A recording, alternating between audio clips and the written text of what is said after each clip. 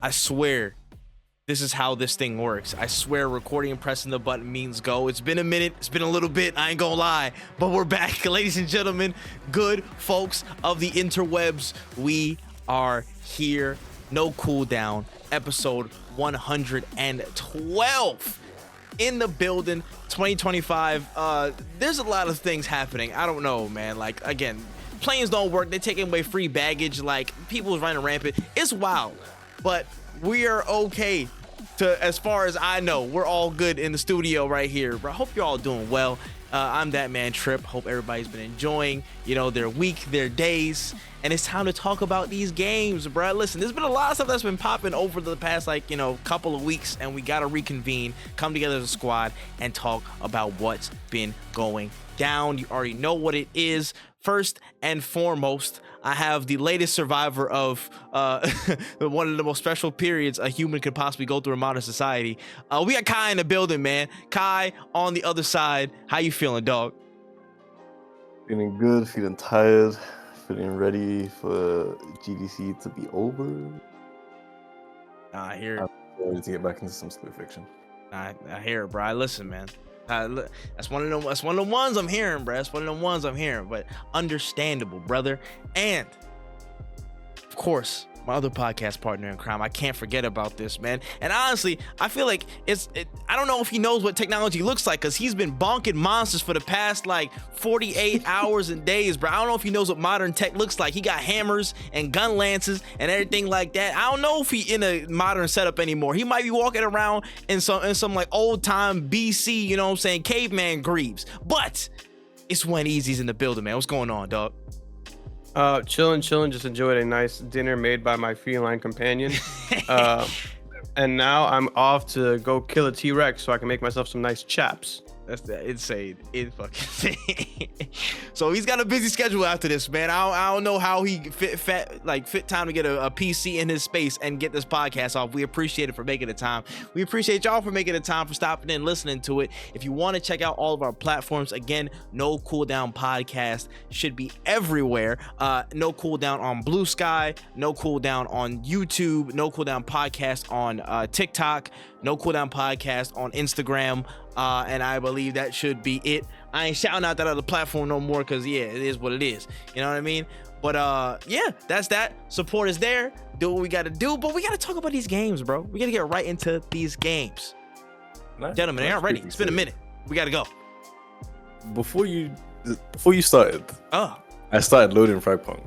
Oh my God. And as you started your intro, it sounded like the hardest thing I've ever heard in my life as an announcement. Damn. you when you edit this back, you gotta find the stem from Fragpunk's music and just put it under your intro. It will change the game. I'm actually gonna have to find this lobby music. All right, bro. Now I need context. Shit. Well, fuck it. There we go. You know, we'll find it. I'll edit it in. I'll see what happens. Right. All right. But without further ado, we got to talk about these games. We got a couple of main stories that we got to get through. Then we got the quick bites, trailer troll, regular stories, and all that stuff. Gentlemen, are you ready? Yes, sir. Born ready. Like an F1 race, we got to get right to it and hot out the gate. Don't start with that, please. Yeah, I know that. I get you. We will derail this whole podcast. Man.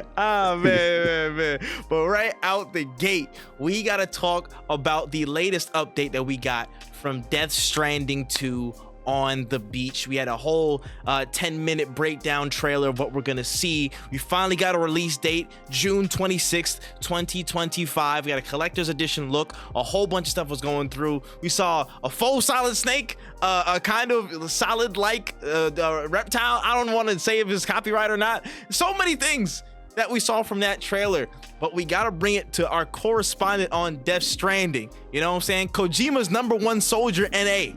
Went easy, bro. Are we back? Is Death Stranding back? I'm not gonna say we're back, because I don't think we ever really left. So, see, that's the thing. I was playing Death Stranding 1 on stream. Not a shameless plug. You don't have to watch if you don't want to. Hey, I was sitting there like, damn, bro. YouTube.com/Taco Channel. All I did was put a briefcase on my back, and I was like, damn. I missed this shit right here, man. Walking around, I was like, this shit means something to me. My man tripped for the first time. I'm like, yep. Keep me on my toes, King. Keep me on my toes. Nah, this trailer, I think it's really funny. Mostly because like when you play Death Stranding 1, I don't think the trailers really do it enough justice. And I have to go back and rewatch the launch trailers because I don't remember them, because I just remember play. It's been what? So the game came out in 2019. We were watching them join to like 2018. Like so much has happened since then. But I just don't think they give you enough of like a blockbuster feeling as the trailer for 2 did. Because when you watch 2 and people are like, oh, you're just walking around, that is true. But like it's why you're doing the walking around that's important. There's so many things. It's really hard to explain. It is truly a game that is hard to explain why it's good. It's like an art film. If my film made, that's why I like, and I'm not gonna lie to you, a lot of my art major, like my film major friends when I was in college, loved Death Stranding, but everybody else wasn't a huge fan of it. And it kind of makes sense because it's really hard to describe from a perspective of like, you just gotta play it to find out. I think this trailer was bananas. I mean, in like the first minute, they said the homie not Solid Snake was like, I was transporting brain dead pregnant women from Mexico. And that sentence in and of itself should like give you like so many questions. Like, what are you even talking about right now? What's going on? And that is why I love this game, because who the fuck thinks of something like that? Who the fuck is just like, yo, you know it would be hard? A smuggler. What's he smuggling? All right, take a seat. Like, that shit is crazy to me. Like, it's so bananas. Kojima is a crazy man. The environments looked absolutely bananas. As somebody in Death Stranding 1, you had places that were like always raining. You had like a snowy area. Like, I think there was like a place that was like super rocky. There's like a lot of different, there's a variety of different environments, but this looks like it's taking the cake. It looks like they're literally not stopping. They're giving you everything that you could possibly experience in any kind of weather, which I think is amazing. I think the environment is going to play a huge role in the game. That's one thing that the environment, of course, played a huge role in the first one. But like, if you go to the snowy area, obviously it's going to be snowy. If you go to the place that's always raining, it's always gonna be raining. You know, it's nothing out of the blue. But this looks like it's gonna be way more dynamic. Them showing how like that water in the first trailer, how the water, I want to say, what is that? Like a flood, I guess. Yeah, it was like a flash flood. Like, yeah. How the flood took out the bridge. In the game, like you build these structures. These structures aren't just there. So if I decide to put a bridge here to cover this like gap, I'm gonna do that. Like I'm gonna put it here, and then I'm gonna be sick when that gets destroyed because you have to go back, get the materials, fix it up. It's a very interesting game to play. The best way I could describe this game, and I think I might have to make a video on it because it's not something you can describe in like even a small segment on a podcast. But the best way I can describe this game is like a Stardew Valley mixed with like a Euro Trucker game. You don't play these games because the gameplay itself is what you're there for. Like you're not here like what's that game, like a Hi-Fi Rush, where it's like, oh man, the gameplay is what's hooking me. It's like, no, you're here for the results. You do the little monotonous holding R2 L2 to cross a big path, because when you get to the end of it, you're gonna get better shoes, you're gonna get better environments, you're gonna be able to build a road, so now you don't have to walk in this rocky area. You can just take the highway there, you can drive your car there now. Like, that's what this game kind of is. And on top of that, it gives you a fucking crazy story. The acting is so good, it's not even, you're literally watching a movie. And some people may not enjoy that. I am a fan of the Yakuza series. A long cutscene, that's my shit right there. Put the controller down, take a seat, lean back, grab the popcorn to the side. Like, that's what I'm here for. Give me the long cutscenes, give me the great dialogue, give me the cool moments. And that's what I think this game, Y2, is going to be really, really good. Just seeing it from the trailer, we see way bigger like set pieces. Because in one, it's a lot of like, I'm talking to you in a white room, and we're discussing really weird things going on. We're discussing our views on certain things, and we're talking about the world that we're in, and you're getting a bunch of lore. This is like a lot. The first game is like a lot of setup, because now when you go into 2, it's gonna be bonkers. You're gonna be in different environments. You're gonna see different people. I think it's gonna be less, hey, I'm gonna explain this world to you now. It's gonna be more like, this is how the world works. This is how the world functions. You don't need to set anything up because everything is basically set up for you. So yes, I'm extremely excited for this game. I cannot buy the deluxe edition or the collector's edition, $230. Kojima, I love you, baby. My pockets is tapped out. I am not gonna lie to you. I wish this dropped before I started getting into trading cards. I'm not gonna hold you, Kojima. That would have been gas, but unfortunately, we're pretty tapped right now. But I will be playing this game day one. I might get the deluxe edition just to play it a couple days early, but it's Death Stranding. It's not a fucking competitive game. Like I don't have to play a couple days early. And I'm pretty sure the people who are playing this game aren't going to be dropping spoilers all day on the timeline. Like I have time to beat this game. Yeah, nah, I feel you, bro. I feel you. Listen, man, that's from the soul of a real Kojima soldier. You know what I mean? That's from the heart. That's from the tomb. You know what I'm saying? That's from the womb. Tight beat, bro. It is what it is. But I guess just from an outsider's perspective, now to switch gears, I guess slightly, this just still looks really cool, bro. It looks like they took the basic principles of what people may have been maybe a bit skeptical about. And I think they pumped in a lot more energy and action into it, which I feel like people will vibe with and jive with a lot more. You know what I mean? Like, I feel like the base of what you're saying, like the crux of it, of that, like, yo, you're going from point A to point B, you're going through these dynamic environments to actually get to that objective. It's really, again, journeying through to get to the objective of delivering these things, being a porter, you know what I'm saying? Like that's the crux of it. But I feel like they're adding so much dynamism into, again, like you said, the set pieces. From what I saw in the trailer, a lot of different things with the set pieces. What's it called? There was like the big ass kaiju in the big ass kaiju fighting somebody, uppercutted. Like there was so many different things going on. Yeah, those are like BTs. It's a lot. I think it's gonna be a really good. But the thing that sucks is that a lot of people who are gonna try to get into 2, I think, are gonna be like missing a lot of context. But I also don't think that this is inaccessible, right? If you don't feel like playing the game, there's a book that you can read. If you don't feel like reading the book, I think there's an audiobook as well. But I do think that one thing that is very, very important is just like, if you think this game is interesting, watch the cutscenes. If you don't like the watch the cutscenes, watch somebody play it. It doesn't have to be me. It can be whoever you really want to play it, to play the game. I think this is worth trying out.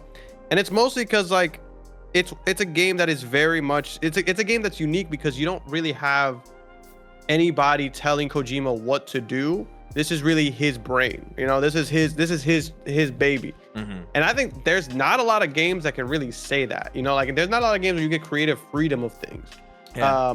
Even games that people, you can tell, has a lot of love and passion behind it, will still be like, and they made us throw in some microtransactions, so if you guys could, you know, cop up on those. Like, it's really not that. I think what you're saying is also very true, that they did add a lot more like actiony things, but I also still think what is gonna be really fun for me is that I think it still holds its core very close, because like in the trailer, I think for like 3, I don't know how long, I have to go back and check the time limit, because it's like a 10-minute trailer. I want to say minimum 1 full minute was him just walking through the environments, and that's really what I'm kind of here for. I'm here to see the environments. I'm here to see the traversal. Even like as somebody who's been there, like him holding 2 carts coming behind him, like that's in and of itself is huge, because when I unlocked the cart in 1, boy, I was geeking, because I'm like, finally I could just fucking run around with my little shopping cart behind me. It was so sick. And it is such a weird thing to be happy about, but again, once you get into the world and you really immerse yourself in this, you're gonna have a good time. No, I hear it, man. I feel like, again, I feel like you did mention this before as well. I don't know if you mentioned it here on like the video game draft we do on the growth page, but it's like the Kojima's acknowledgement of how, like, you know, the absence of weaponry and guns and stuff might not be appealing to Western audiences, and how there might be a gap or a disconnect. I feel like what they've been building, what he's been building in these trailers, what they've been building over there with these trailers and these again showcases, it's really been up in, like, again, you see the base of it. We're deep in the world. We're thrusting you right into it, of all the craziness of what it can be, but also keeping that core strong. You know what I'm saying? So I'm thoroughly impressed about what I've been seeing. And again, as an outsider, I'm not even gonna sit here that I'm like, oh yeah, this is like a super think PC thing that I understand. No, I didn't understand Death Stranding from the jump like that, because I didn't get that far into it. I'm like, hey, I'm gonna leave it alone. But I think what this may do is open the eyes of a lot of people who were pretty much avoidant of the first iteration of the series, and be like, yo, I didn't know it actually had that, you know, that like the action's gonna hook. The action's gonna hook people, and the big set pieces are gonna hook people. You know what I'm saying? Like, there was that part where they were on the motorcycles on the little highway that was constructed, and like he knocked somebody off, and I'm like, oh, I don't even know if I even saw that in the first one.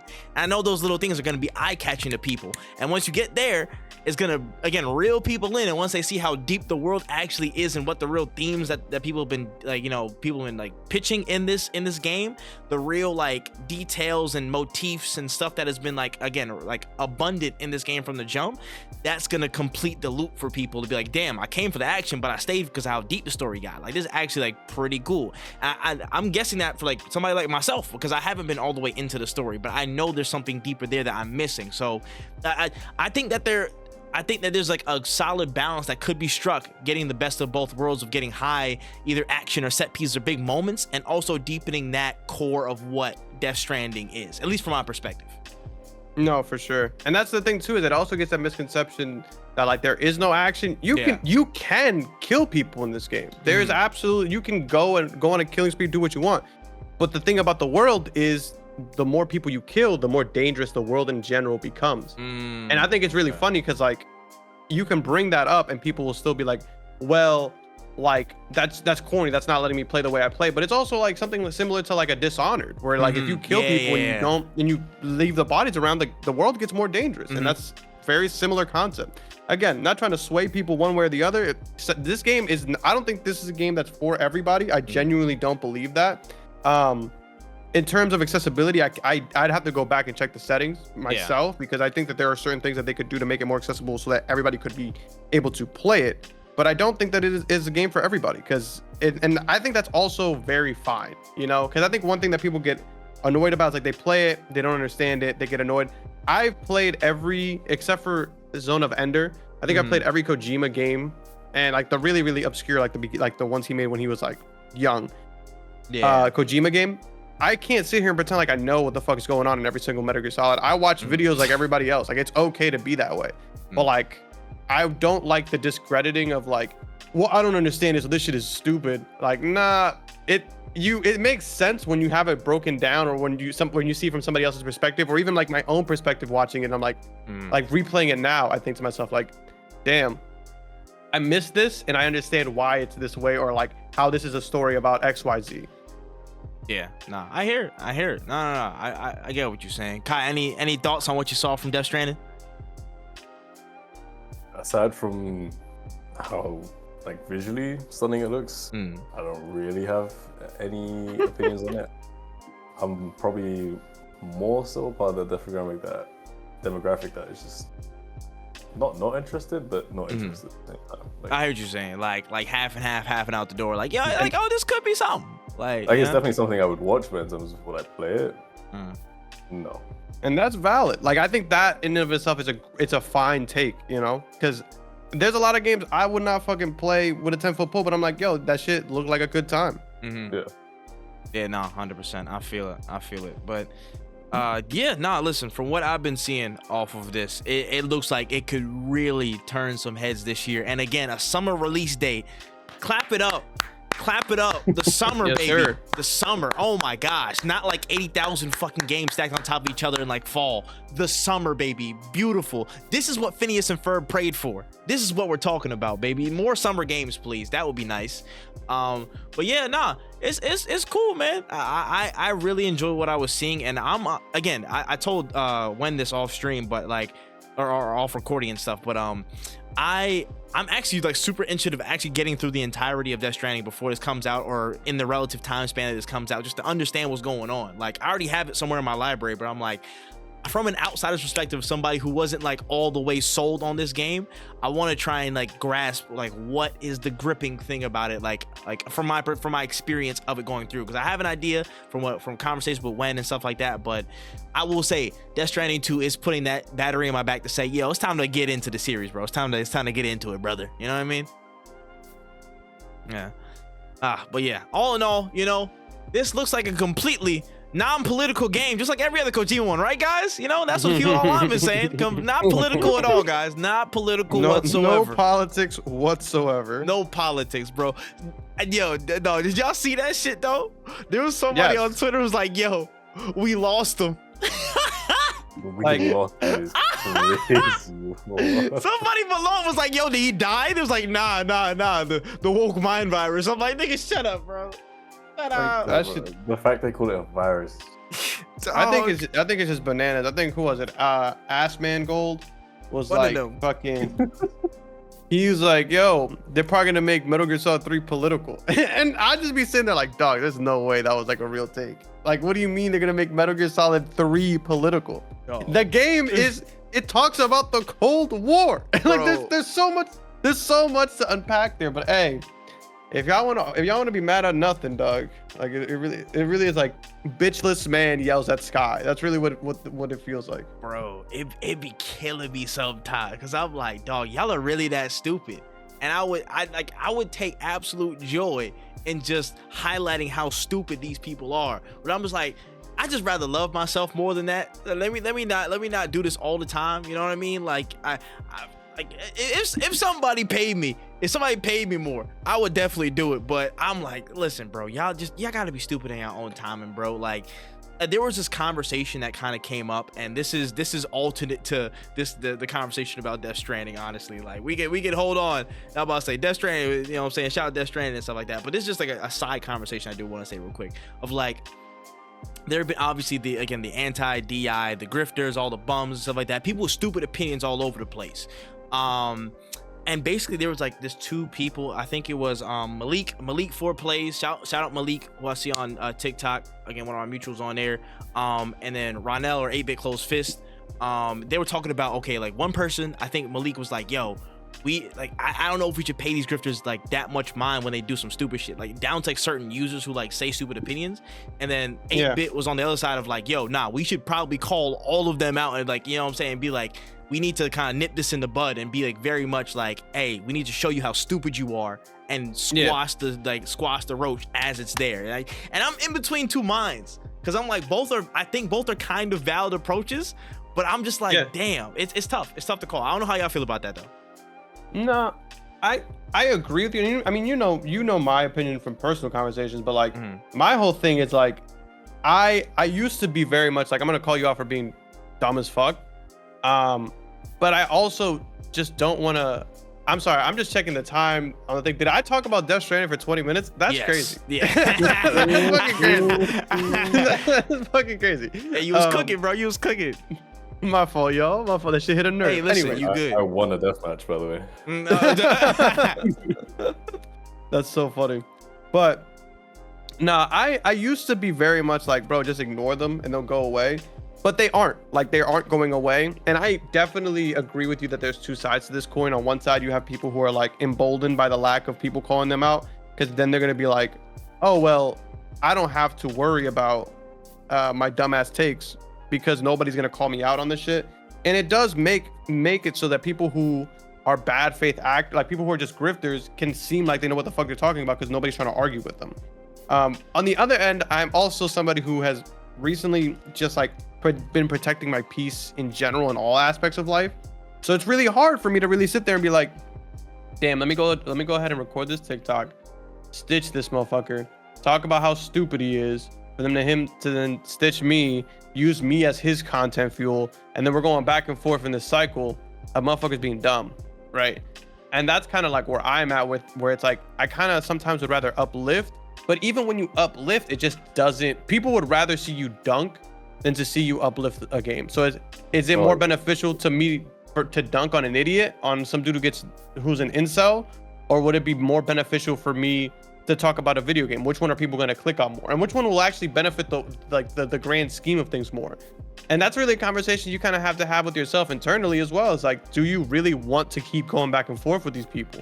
And some people, I can't remember his name, but he was cooking people who were talking shit about Avowed. That's when I first ran into him. Oh, but he's just like, yeah.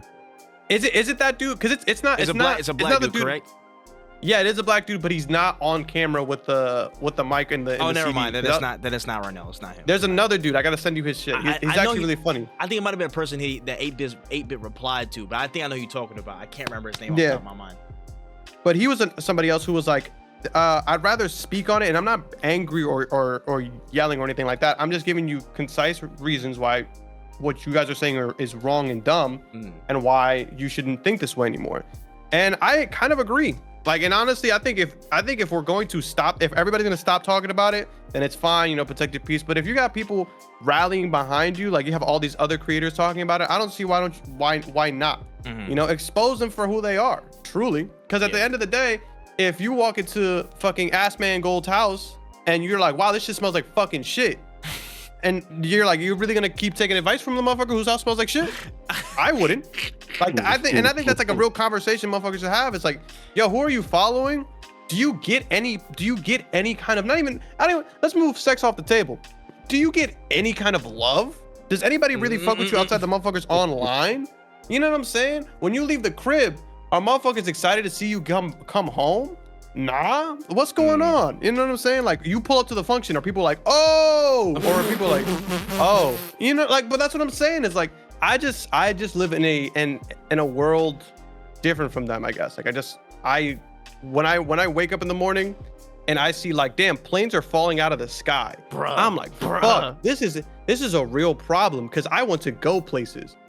If your biggest problem is a black woman in video games and not the fact that airplanes are falling out of the sky, you might have no real life, to be honest with you. Like, you may not be focused on the real shit that's going on in life.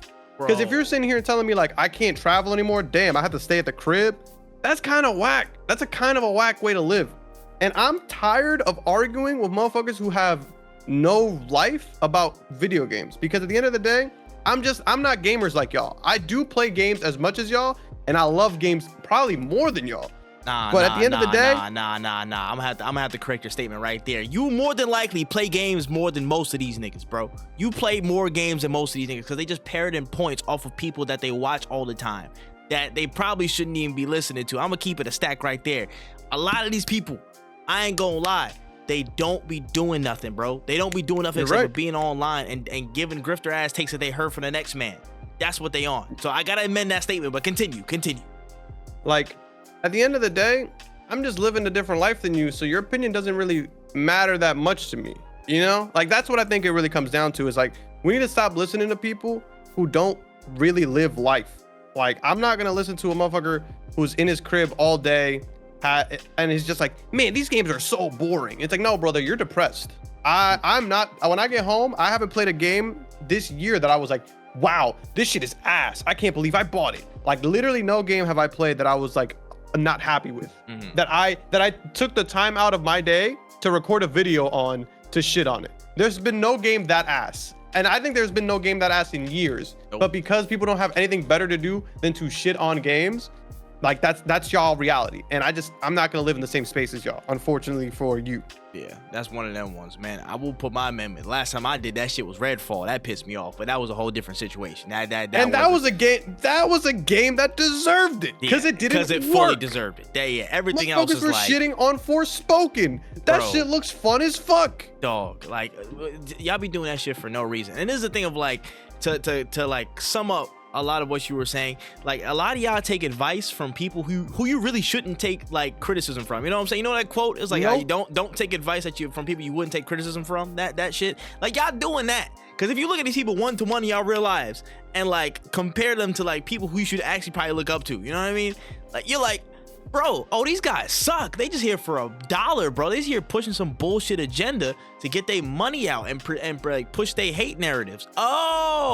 Like, if you step back from being a fucking loser for 2 seconds, you'd realize that. But since you want to be a loser, you're just gonna be stuck in that mentality, bro. And it's like, when it gets to that point of you see what's going on, or you feel it and you still want to do it, you want to stand on that, that's when you either got to get cooked or get moved out the way and treated like you're in obscurity, because that's where you should be. You know what I mean? So it is what it is. For all them people, again, doing all this other bullshit. The whole Deborah Wilson thing pissed me off as well, because I'm like, bro, one of the greatest voice actors, like one of the greatest people in the fucking field, and they're like, DEI. Brother, I need you to DIE. Like, get out of my fucking face, dog. What are we talking about? What is this conversation, bro? Like, you guys are on some dumbass shit. And the fact that I really want to know if you motherfuckers would be roommates with the motherfuckers y'all share takes with. And if the answer is no, we know why. And it's because y'all stink. Take a shower.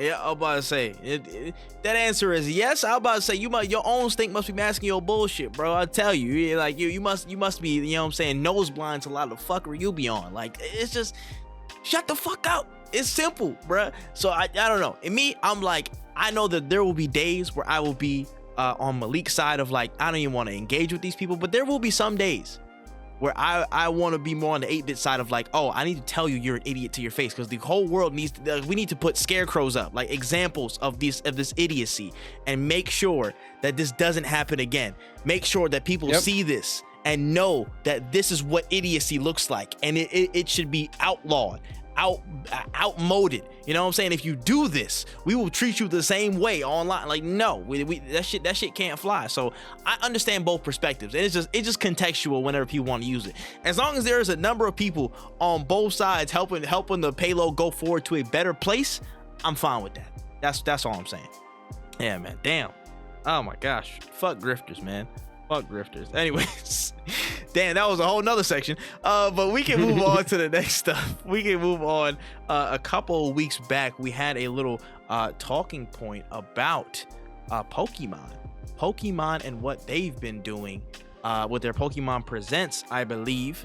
And they had a couple of announcements, a few ones there talking about Pokemon Sleep and Pokemon Go and all that stuff like that. But I'll push that off to the side. Unless there's something I want to talk about there, I'm pushing all that to the side. There's two announcements that were probably the most marquee ones out of the whole ticket there. The first was Pokemon Champions, which it looks to be a return to Pokemon Stadium, and again the core battle system, the straight 1-to-1 1v1 fights that we know and love. Again, Pokemon Stadium on the 64 and GameCube, Gale of Darkness type vibes, like that core gameplay of just the battles.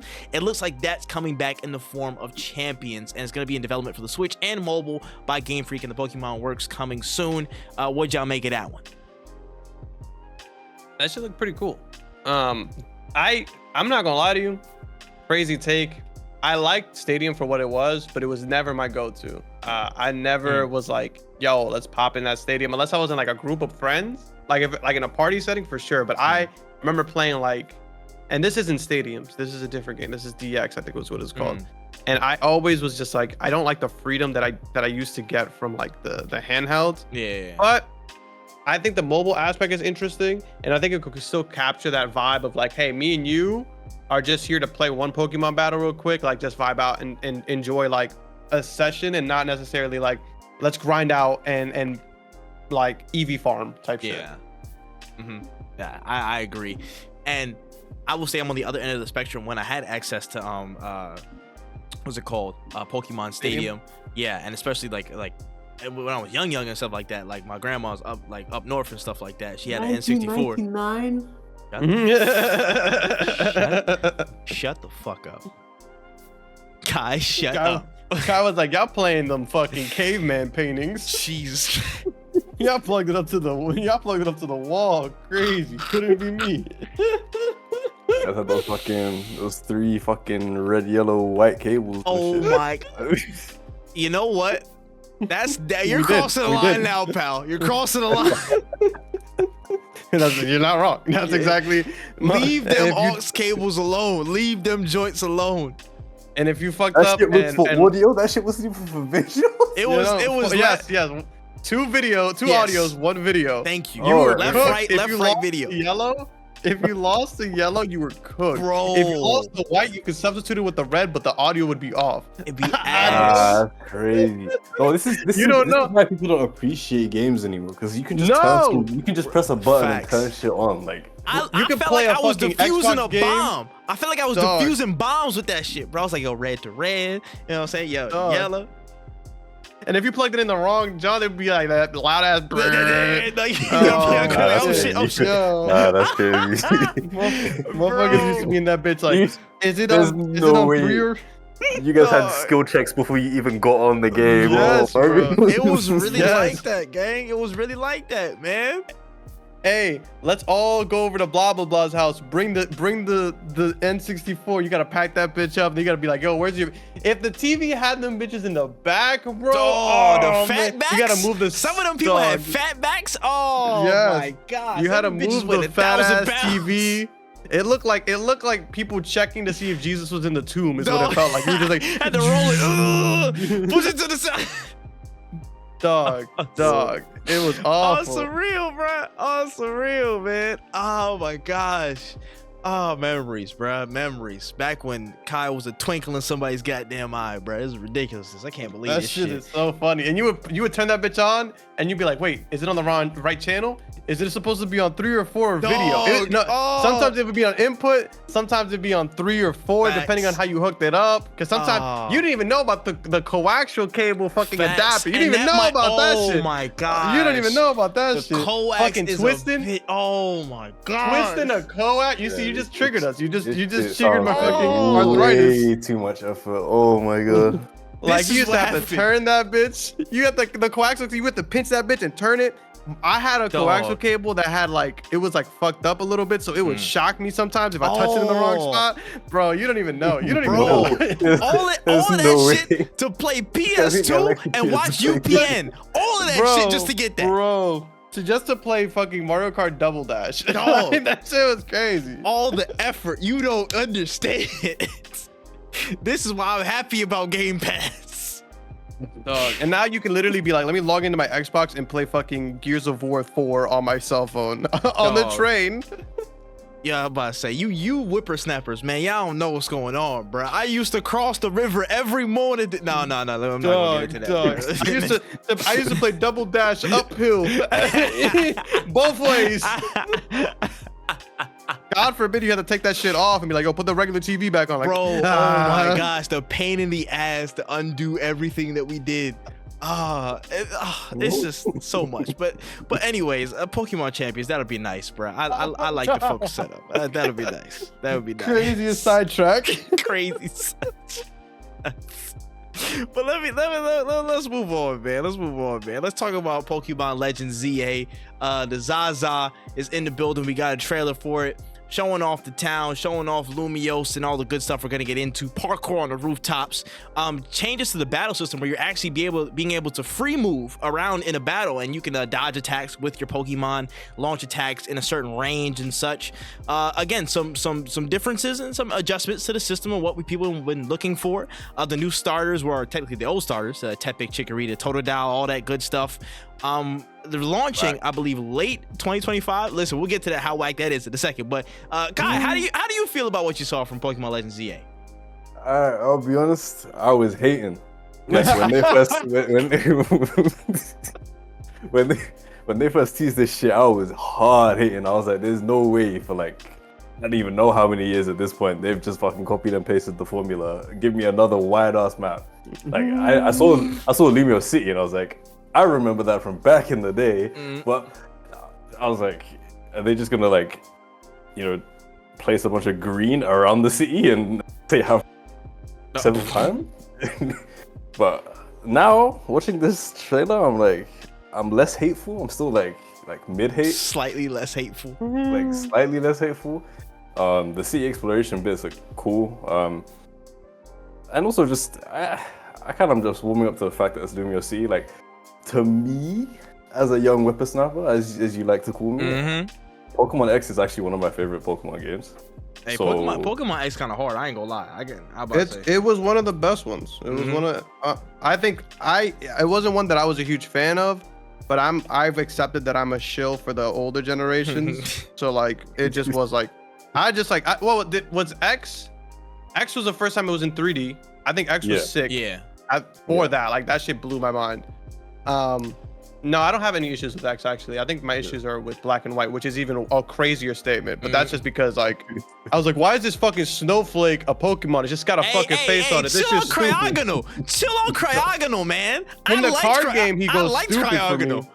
No, I was like in the card game I fuck with him, but in the fucking but I was just a hater back then because I went from like I was just like, man, they don't do it as good as the old days, and then I realized I'm not really that big of a Pokemon fan, to be honest with you. Yeah, like I just accepted like this is whatever. Bro. I will say, hey, Cryogonal wasn't my starting 6 in my first black run. I tell you that. I ain't gonna lie. He was. You needed an ice Pokemon. Exactly. That's why. Not to because hold that him motherfucker down. was hard. And I wasn't taking that damn ice cream, that Vanillux or whatever the hell it was. I don't even know if that was a later gen or whatever. Somebody with a design just as good as the other one. Yeah, you're right. You know what? Hey, fuck you, buddy.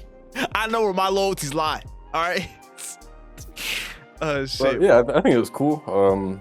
Like I said, especially like the city exploration, just how it looks like they're kind of starting to now like flesh out the world a little bit. Obviously, you know, this is kind of a cheat code because this is basically just a remaster. Like some of these improvements to the map, they probably was like, oh, if we had the tech to do this, we would do this anyway. So, but it'd be cool to see.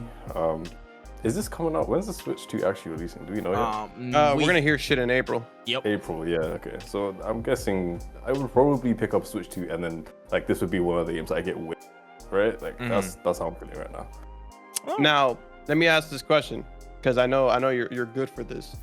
Is the Switch 2 a system you're going to buy and sell every time you wanna every time one game comes out and then you're like, I'm good with it, and then you're gonna sell it again? I mean, shit. And there it is. There it is. We got him. We got him. Like I'm definitely part of the ecosystem. That meant be upcycling. I respect it, bro. Like the next time I see a PS5 game that I need to play, I'm gonna do the same. Like it's plays it for the 2 GameStop weeks. knows him by name. Like, are you trading this shit in again? Like, yeah, bro. I'm sorry, I'm done with You want us to just hold on to the receipt at this point? Just put it behind the counter. The economy's tight, and I work in the games industry, bro. Like I'm just giving back to the people that really need to experience games. You know. There's a family that can always afford a pre-owned PlayStation. Like the amount of pre-owned PlayStations that Kai is allowing people to get at a cheaper price, barely used. Truly is the Robin Hood of gaming, man. You know what I'm saying? Gives to the rich and I guess give back to the pre-owned. I don't know, bro. That's so funny. Shit, man. But yeah, I think they still have a lot of like expectations to meet, but it looks cool. Yeah, it looks better than like fucking. What was the last shit we had? Like I don't know, purple and brown. I don't know what the last one was. Scarlet and violet. looks better than that. Oh, fair. I was about to say, when you had any standout things or comments or remarks on this? I remember watching it and being like, wow. This looks kind of like Power World. Yeah. I was just like, this is kind of cool. But like, they were like, yo, your Pokemon is gonna be able to move now, and I'm like, whoa, that's kind of like Power World. That's just how I felt, man. Like, don't get me wrong. Obviously, one is a thief and one isn't. Not really. Listen, I actually don't believe that at all. Depending on which one you ask, that's still true. Depending on where you ask. I was just like, I think it's cool. I think what they're doing is pretty sick. Like, I'm a big fan of what they're doing, but I'm gonna keep it a stack with you. Nintendo is only ever innovates when they're forced to. So like, this game does look sick. I'm not gonna sit here and pretend it doesn't look sick, but the fact that it's taken them a lawsuit and Power World to come out for them to actually be like, all right, yo, we gonna actually put some effort into it. That's the part that really blows me. That being said, will I pick up Z-A? If I buy a Switch 2, because that's really what it comes down to, is if I buy the new system.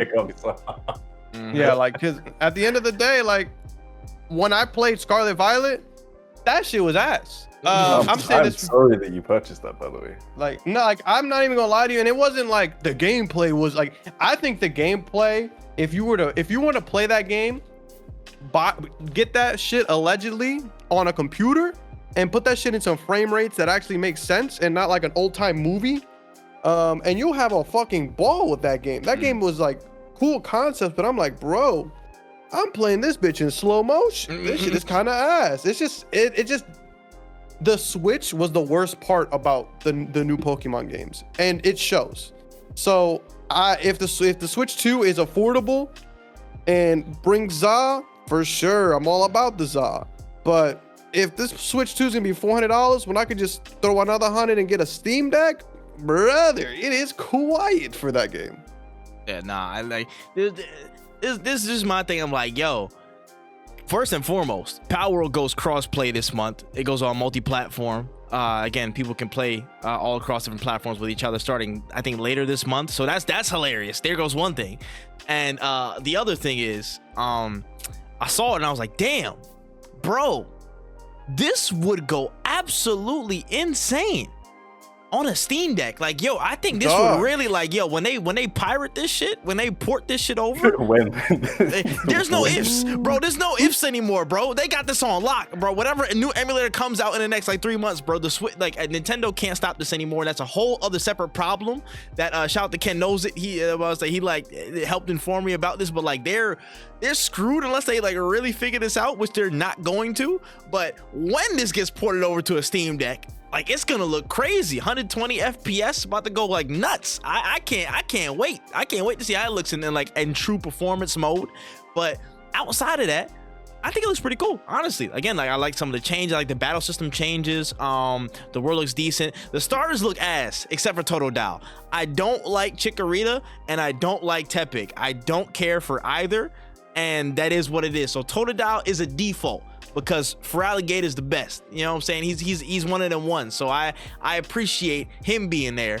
The rest of them I can't speak for. That's all I'll say about that. But listen, late 2025, if the Switch does what it's supposed to do and hopefully get the performance up to a decent standard, this should be a solid game to play, a really solid output. And so in the eyes of Nintendo fans and longtime Pokemon fans, I think it'll probably be like a 9 out of 10, 10 out of 10 to them. So, you know, this is where we're at. I think it has promise. Nah, fairs. If there's nothing else, man, we can keep it pushing through. We can keep it going forward to the next solid topic here. We can talk about Xbox and what we all pretty much saw coming, an apparent gear up for handheld markets coming very, very soon. Now, there's been a whole lot of stuff, people talking, oh, it might happen this year or whatever, but it's not happening this year. But still, Xbox is planning reportedly to have handheld gear and a full handheld partner for the Xbox ecosystem in the coming windows of time, potentially ahead of the next generation in 2027-28. That, again, looks like the handheld arms race is heating up, and Xbox is planning to take a big stride in that. How do you feel about this? I don't care. I don't really want to Xbox anything. I'm good. There's so many. I'm sorry, but like the handheld market is already it's a lot. There's a lot of shit there. So I don't really need another handheld. Like, do I need 3 handhelds? I need a Switch and a Steam Deck and an Xbox. What? Nah, I'm good. You're good. Put that shit on a Steam Deck. We out of here. No, understandable. I'm about to say, Kai, do you care? Yeah, I'm about to say, I can already guess, but not in the slightest, fam. Not in the slightest. Man, I'm talking about a handheld. I've been playing Storage Empire on my iPhone 2023. Oh my gosh. I put so much time into this idle game that I had to wait for them to update it. Do you know how bonkers that is? I don't care about these handhelds, bro. Insane, bro. Oh, fair. If I'm the only one that slightly cares about it, I don't care about it as much, but I still kind of care about it more than y'all. But damn, I guess peer pressure. I guess, yeah. Not even peer pressure. I'm trying to go against the grain in this bitch. I'm not even saying I care about it a lot, but I'm just saying like a decent amount. I will say, we told you so. This has been happening for a long time. It is going to happen, you know what I'm saying, continue to. I don't know if they're gonna buy an Asus ROG and just say, hey, this is our official partner for handhelds, or just have one, you know, completely absorbed in their own right or whatever. But it's obvious that the next generation is going to be like portable mini, like a mini PC in your setup. and then whatever extra peripheral you can have on the side, which probably will be a handheld to maximize your play anywhere perspective. So that's why Sony's gearing up. That's why, again, the backbone was a whole $199 test. The PlayStation Portal was a $200 test. Like, all of these things are pointing towards everybody's going to have a handheld apparatus attached to their next generation. And Nintendo was kind of ahead of the curve again, you know what I'm saying? So they kind of have competition in this, right? So it is what it is. We'll see what happens. Where are the games to support it? That's all I'm saying. Let's make some dedicated games to like support that launch. That's all I'm saying. That's all I want as a part of it. And we'll be good. We'll be good. But until you show me something for real, we got to put this in the wayside. You know what I mean? Just got to put it in the wayside. But, you know, we'll keep moving forward. And all right, let's roll. I will say though, I'm hating unless it's good. You're hating unless it's good? No, fair. I'm hating. If it turns out it's good, I'm bandwagoning for sure. But I'm not gonna lie to you. If Xbox enters a different hardware race to lose, that will be unreal. This shit is cooked. That is right now. It's whatever, right? The micro will be soft. That's for sure. But like they might have like a fucking Connect run. Who knows? Like, dog. A Connect run is nasty work, bro. Burned out crazy. They came out with heat, but they burned out so fast. Dog, them bitches is all over the place. Like, time will tell, I guess. Time will tell, man. We'll see what happens. All right. But we can move on here. Let's go to the quick bites. Let's run through some quick stories on our trek through this episode. First and foremost, we heard a quick rumor about Rocksteady potentially working on a PlayStation exclusive Batman Beyond game. Now, there's a lot of rumors going around. Again, WB will get to in a minute in the podcast, but they've had a lot of shakes and reshuffles and what's going on. But Rocksteady could seem to be getting back on the path, and Batman Beyond could be a real possibility. What do y'all think about that, man? Yeah, yo, Cook, that's a VR game, my bro. Oh my gosh. Don't say that. Don't say that. Don't say that. Don't put that in the air, bro. If it is a VR game, you might be cooked. I am not gonna lie to you. Dog, liquidate the whole thing if it's a VR game. Like, I again, jokingly, I mean, but like, liquidate the whole thing, bro. Oh my gosh. I'm not gonna lie to you. It's really funny because like VR is like again, like I feel like I use this reference way too often, but it's like having a lot of money in a currency that doesn't exist. Like, certain people are going stupid. They're like, yo, VR, this shit is crazy. Meanwhile, I'm just saying, like, whatever the fuck that means. I got $1 million plus in Mr. Krabs wacky bucks, nigga. Like, what I don't didn't help me. What the fuck? Like, they had like the generation run, then they did the fucking VR, and then they did Suicide Squad. And it's like, all right, fuck making a good game. Let's make some more VR. Yeah. And I'm like, and not to disrespect VR, because the last one, the Batman Arkham Shadow, whatever, won awards and shit like that. Cool, but I don't got that shit, bro. And I don't think most people. It's like 1 in 4 games. No, like there's nothing out there, bro. It's like, yo, the AAA game. The AAA game beat out a bunch of indie VR games. like LeBron going to fucking JV basketball. Oh shit, man. Listen, I'll get back to Warner Brothers in a fucking second, bro. But yeah, I hope it's a non-VR game. Terry McGinnis, we've been wanting in a video game format for ages. Make it happen. Non-VR, please. Non-VR. Gotta say that in case of the genie, bro. Gotta say that in case of the rather mobile or VR? Oh my gosh. Fuck off. I'm moving on. I'm moving on. Mobile game or VR? I'm moving mobile on. son or VR daughter? You gotta ask. I hate it so much. Yeah. I hate it here so much, bro. I'm moving on, bro. On to the next story. GameStop has been going through an apparent downsizing from a couple of weeks ago. And there were some plans to sell off the French and Canadian outlets of the company's conglomerate. And then the CEO kind of had a whole rant about wokeness and DEI in this rant and tirade of just defeat, basically. Just more DEI and I guess blaming on, you know what I'm saying, black folks and wokeness and all these things that people don't really understand shit about. Just more nonsense, bro. More nonsense. What's going on with GameStop, y'all? Tell them to shut the fuck up and give me my Pokemon cards. That's what I think about GameStop. You motherfuckers, the games they are making the most money off of ain't even ones you put in a console, bro. Shut the fuck up. Y'all don't know what y'all doing. Y'all keep stumbling into money. I need y'all to shut the fuck. Like, you guys are the most DEI fucking store there is. What is the point of a GameStop in this age? To sell games back for $10? Like, bro, nobody uses you, and you keep stumbling into money by selling Pokemon cards and by fucking people using your stock to cheat out billionaires. Man, shut the fuck up. Tweaking. That's my take. Tweaking. I'm about to say, Kai, you know what I'm saying? GameStop guy, he cooked, he laced. Bro, I don't even know what GameStop is. It's fair. Yeah, man. EB Games out there, where the fuck they call it, man.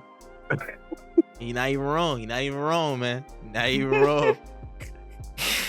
Shit. Like GameStop actually just is like a myth. That's what it feels like. It's crazy. Bigfoot be shopping there and shit like that. The Loch Ness be getting shit on layaway over there, man. That's what I heard, man. I don't know. GameStop CEO, eat dick. Simple as that. Let's keep it pushing, guys. Let's get good stuff, y'all. Good stuff, man. Moving on to the next story here. We had some rumors sprout up about a God of War prequel that could be in there. No God of War prequel. No. Not even that. Why not? No. This like last 3 episodes I've heard something about God of War. Leave it. Let it be. Just let it be. He's old. He's washed. Let it be. Not even a prequel. What if he's younger? He's younger. No, I don't want him to be younger. The story is done. I watched him cry. I watched him have problems. Like it's done. It's done. Hey, what's man. the How much younger?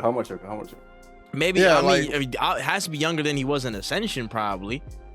I mean, that's the furthest they went back. I thought it was like in between. Not in between. They said like a Greek prequel. They said a younger back in Greece. They said go back that way. Didn't Xbox do that? What was that shit called? Rise or whatever? Didn't they do that? Rise Son of Rome? That's crazy. That's tough. Like, isn't that the same shit? No. I mean, to an extent. He wasn't like a god. He was just a big ass general. But, you know what I mean? Like, but he wouldn't be a god in this one either, because he becomes a god in the first one. It would just be a man. Get off my fucking timeline. Next. PlayStation just saw Rise or whatever the fuck. It was like, we need one of those bad boys. Like, you don't. Gosh. Oh man, no, fairs, bro, fairs. I will say there was another report of them possibly going to the Egyptian like things, because that was like teased or whatever, like shown to be possible in the universe in the 2018 games. I'm just like, listen, bro, y'all can set this down for a little bit longer. Y'all could do it, whatever y'all need to do, because y'all obviously going somewhere with Atreus next. I feel like that's the obvious play. They might subvert expectations or whatever, but y'all don't need to do anything with Norse or Kratos for a long while.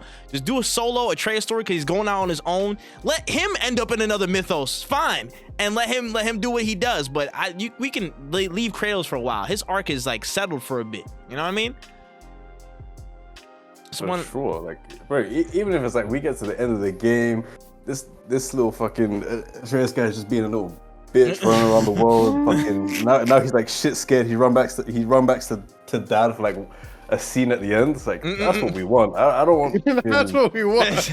It doesn't sound like you want that at all. anything but a prequel. Like, what are we doing here? No live service, no prequel. Next. I'll see you guys next week for the next fucking stupid God of War rumor. Oh shit, bro. Just write down this answer and paste it when we get to it. I'm dead. I'll have the clip ready. But we can slide on and we can talk about another thing that they might be bringing back. So the ESA, aka the organizers of the E3 event of the past, they have announced that they're having a replacement called the iiCon Interactive Innovation Conference. iiCon, brand new conference or whatever you want to call it, showcase, and I believe it's going to be invite only with industry insiders and such. They've had a lot of buy-in so far, taking place April 27th, 2026 in LA. They apparently have Nintendo, Sony, Microsoft, EA, Epic, Ubisoft, WB Games, Square Enix, and more already planned to attend. So listen, I mean, are they back? Are they back in a different format? Does this work? It's so funny because like I imagine like when they posted their like announcement, you know that fucking meme of like Thanos balancing the knife? Perfectly balanced, as all things should be. Oh man. Yeah. No. I think they need to not do this. I think not doing this shit would be gas. I think that would be cool. That is also true. That'd be tight if you just didn't. Bro, I just think of the SpongeBob meme. It's like, how many times do we have to tell you this, old man? Because I'm tired of motherfuckers being like, oh shit, E3 is back, and then they're not gonna watch the shit, and then it's gonna die, and they're like, damn, E3 sucks. And then the Summer Games Fest is gonna happen. They're like, iiCon died for this. Like, I'm tired of this fucking loop. Get me out of it, please. How many CEOs do I have to like off on an island to get out of this fucking loop? Please. Hey man, I'm not gonna say it's positive or negative, but I will say the most shocking thing about this is Ubisoft and them, like Sony and them, bought in. They said yeah. They said yes. Are you sure? Like, did we ask them their take on this, or are they just lying for the cameras? Like, imagine we go to them and then we're just like, hey, they said you're gonna be at the conference, bruh. And Sony's like, nah, we didn't say that shit. We didn't agree. Like, Dumb Boy said, yeah. If we have trailers around that time, we'll give them to you. And they go have trailers the day after that time. Nuts, bro. Listen, I don't know how it's gonna go, but if they could have done something, I think it would be a good event. It is, yeah. But I don't think it will be. I think like Summer Games Fest will still be like highlight of the year. Mm-hmm. Yeah, I don't think they can. I don't think there's a world where they ever bring back the hype that E3 had. Nah, that was a different, complete time and space in history, bro. I feel like everybody was like all on the same page. Now with so many internet access points and showcases and things, I think hype is just too spread out. The closest thing we'll get to Summer Game Fest, and Summer Game Fest isn't half of what E3's momentum actually was. But yeah. I will say the format, them actually keeping it invite only and keeping it tight to the industry professionals, I think that's a fair route for them to try and go. You know, that's a fair route to try and keep it very, very much controlled, small, and then go from there. Trying to just go full bore and do another E3 back-to-back after you just close down from COVID stuff, it's not the right way to go. And it was on the downtrend anyway. So keeping it measured is probably the best way they can, best chance they have to survive past this year. So, we'll see what happens with iiCon, man. We'll see what happens. I mean, also like, love or hate him, like everybody is excited to see Jeff get on that stage and act like it's Tony Stark. Like, 100.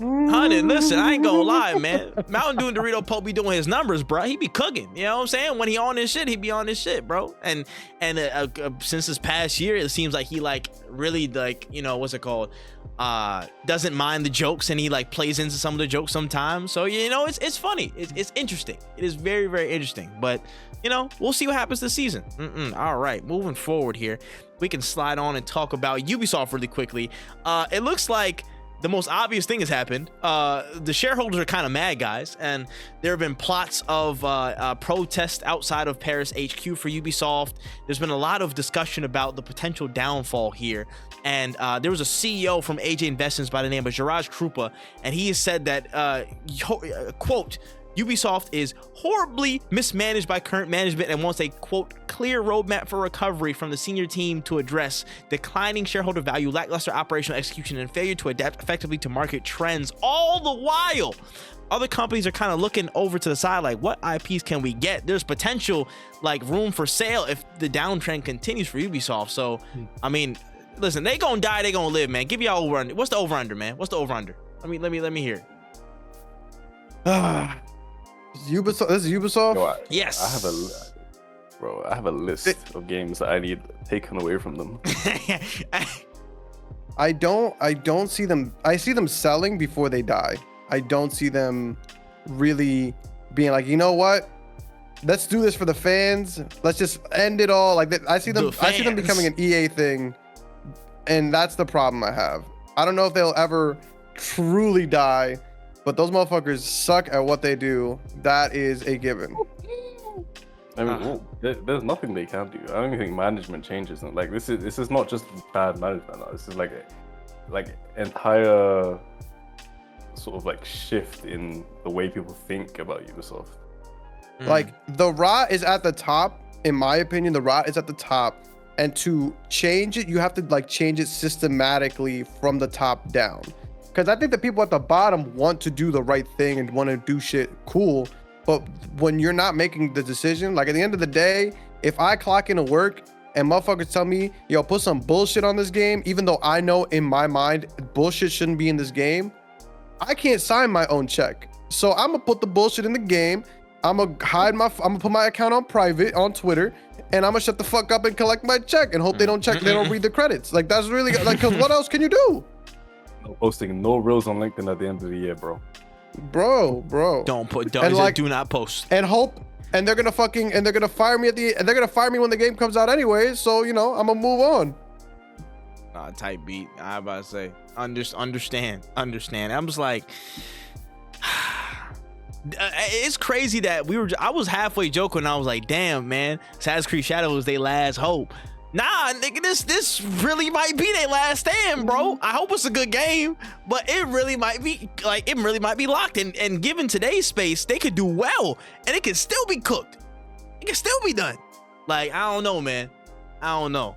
Ubisoft, how the mighty have fallen, bro. Crazy.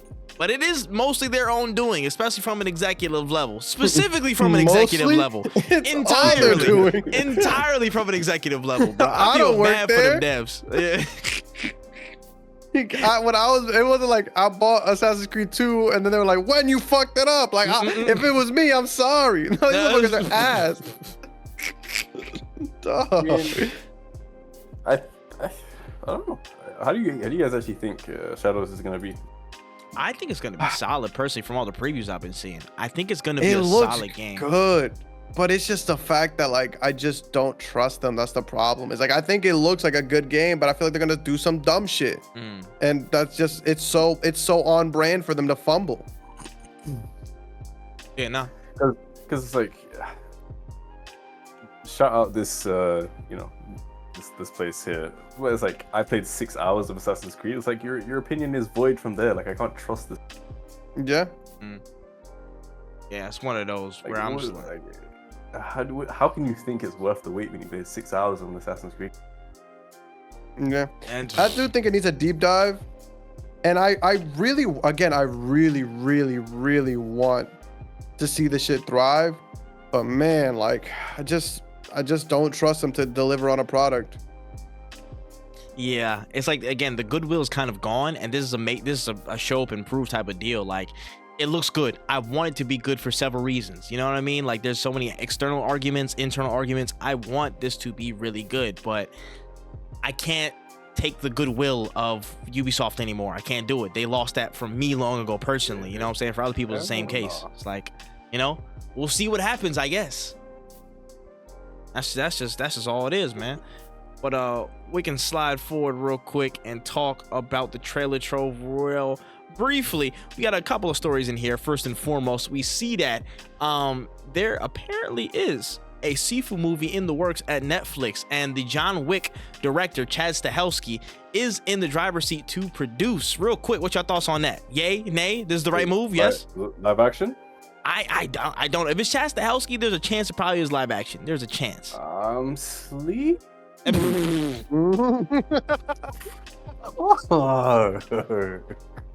I agree with the way you delivered that shit was so funny. He had to readjust the shot. He said, That's funny as shit. Oh my god. I might have to agree. It's live act like. Yeah, it could be hard. But it's like the shit that I loved about seafood, which is seafood, which was like the art style and all that shit is kind of just gone, right? Because it's you can't. Hey, you know what? Fuck it. I'm gonna be positive. Let them cook. We'll see what happens. If I'm wrong, another shitty Netflix TV show gets made. If I'm right, I'm right. Let's go for it. Go crazy. Prove me wrong. I said that shit because do you remember when was it?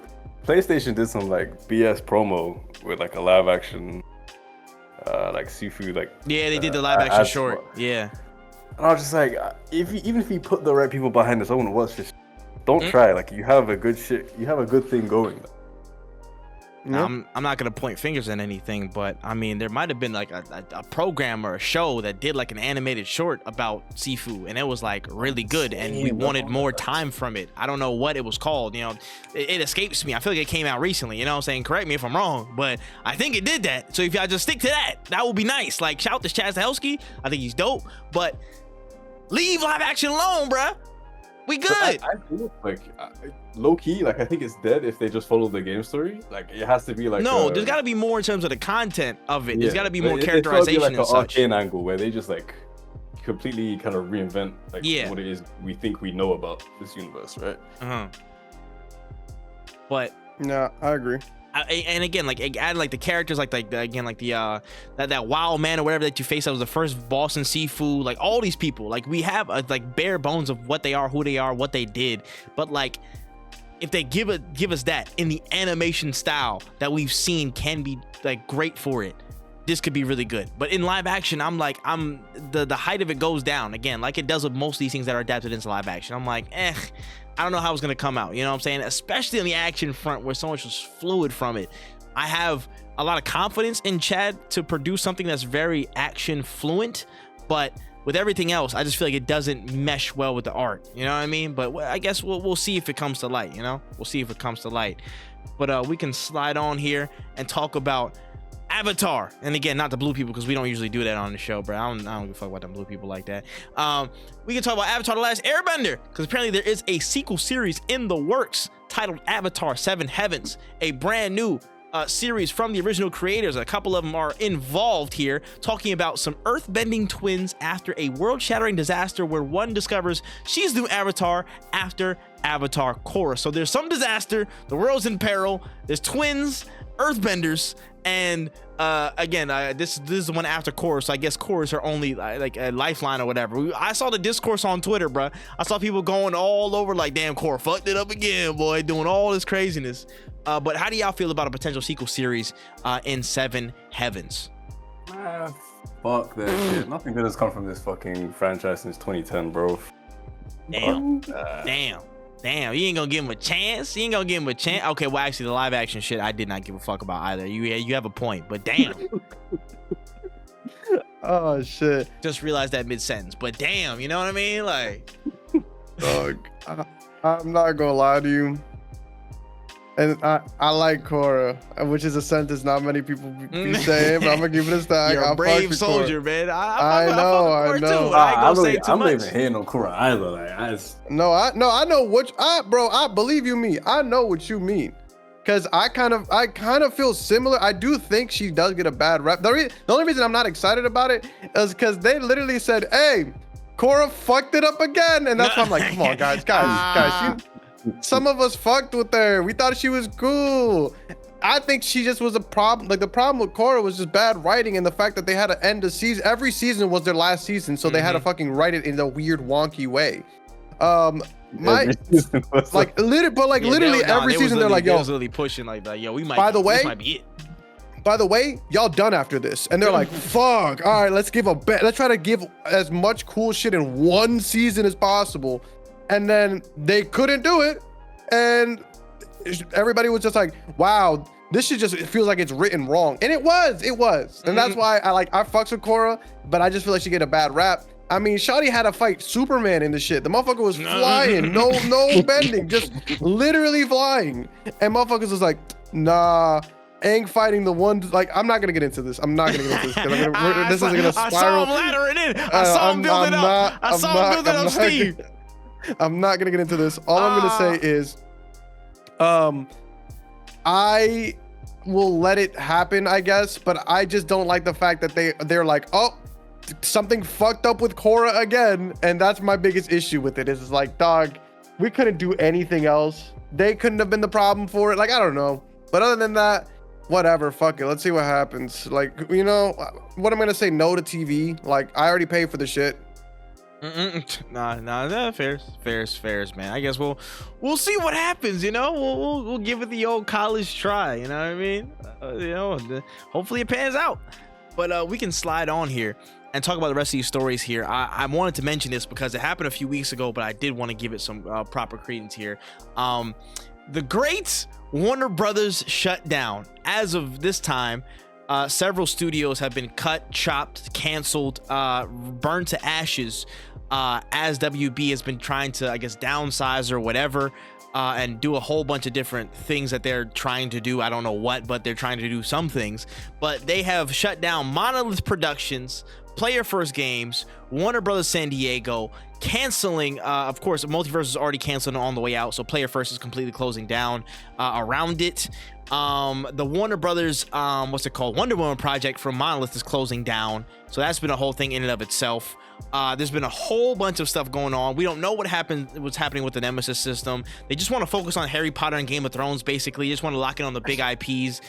Warner Brothers said this is it. Do you see what I'm gonna rant for like a quick minute, but y'all go first. Y'all go. How do y'all feel? I mean, I'm not even in the know, but like the fact that they let multiverses flop to me is insane. Unserious gaming. unserious company, unserious gaming. The motherfuckers got one good Harry Potter game and said, yo, we're going all in. They've gotten 0 good fucking Game of Thrones games, and they're like, that might be the future. That might be the future. Like, this is what happens when you let motherfuckers who only care about TV deal with your gaming company, dog. The motherfuckers is cooked. That shit is cooked. Warner Brothers, give it up. How do you unpatent something? Can we unpatent something? Let it go. This shit is, open it up. Open the floor. Y'all not finna use that shit, bro. Like, you ever see a baby play with a toy and like their little like playpen, and you just be like, yo, do you care if blah blah blah plays with that toy? And they didn't give a fuck about that shit. That shit could have not have been there, and they would not have changed their thing. The moment they're like, can somebody else use it? They're like, mine. That's exactly what Warner Brothers is to a T. Y'all motherfuckers is not making no shadows of nothing, bro. Y'all not making no shadows are being made over there, dog. Shadows are being made at Sega, not there. Yet y'all are like, we cannot let somebody use the Nemesis system. Them motherfuckers try to patent their way to the top by straight up blocking other people from using good ideas. And it hasn't worked. They haven't had good games since. It's crazy as shit because they've literally, you can almost detail the level of karma at that point. They've gotten worse since that point that they patented that. Like, there's so much stuff has gotten demonstrably worse since that day. And I don't want to say it's all down to that one decision, but it's easy for me to say, and I will say it. It happened because of that one decision. Like, bro, they'll have it locked up until 2036. These motherfuckers told Monolith, yo, we want to make a Wonder Woman game, but we want to make it live service, so make it live service. And they were like, yo, we don't know if it'll probably work. We don't know if it's gonna do what it's supposed to do in this environment, but we'll do whatever. Y'all the bosses. Midway through, people realize, like, oh, this might not actually work.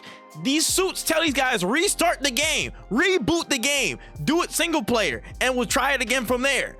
And they tried again, they go up again, blah, blah, blah, blah, blah. By this time, most of the actual staff, most of the people from the original Monolith or whatever, either went to different jobs or most of them went to the EA Cliffhanger Studios that's working on the Black Panther game. So most of Monolith, the true DNA of it, most of them are already gone. So you're giving bare bones, like a bare bones team or a shell of its former team, a whole Wonder Woman game to reboot and do. And it's the only chance we haven't seen the Nemesis system until 2036. And you say, you know what? Fuck it, cancel it all.